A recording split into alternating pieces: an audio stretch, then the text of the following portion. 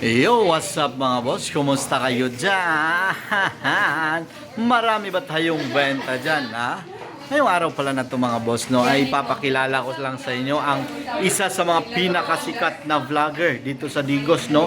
At napakaswerte natin dahil binisita nila tayo ngayong araw dahil dito rin pala sila nagpaganda. Ipapakilala ko isa-isa dahil mga malulupit, sikat na sikat to eh. Hi ma'am, anong pangalan at anong Hi pwesto? guys, I am LJ May Espacio po. Yan, oh.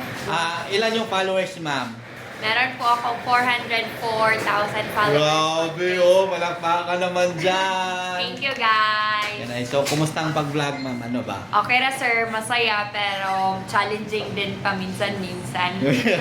Yung daming followers niyan, challenging pa. Pero at the end of the day, fulfilling kasi may sahod na tayo. Di ba? Yun, oh. Kaway-kaway dyan. Palakpakan yung may sahod. Yung walang sahod, wala. Lungkot.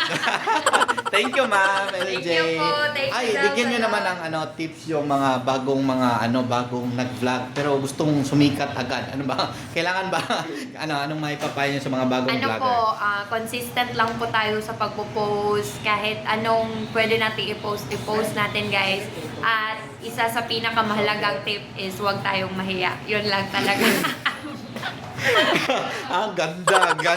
Ganda ng sinabi, guys. Okay, galing yun sa sikat na vlogger dito sa Digos, ha. So, kayong mga bagong vlogger dyan, wag daw mahiya. Thank you guys. Maraming salamat, ma'am, sa Thank you, pagbisita. Follow nyo ang kanilang Facebook page, ang LJ LJ May Espacio and Lumlum Farm na Lumlong page. Farm. Grabe. Thank you. Thank you. Ay, si Ma'am Jen pala. Hi, ma'am. Anong Facebook page po? Just May Espacio po. Yun, oh. Anong mapapayo nyo sa mga bagong vlogger? Continue doing it, ha? Yan, English yun. Oh. Thank you, ma'am. Happy New Year! Iyon, grabe. Iba talaga yung mga sikat, guys. Oo, yung mga vloggers sa Digos, napakalupit talaga. So,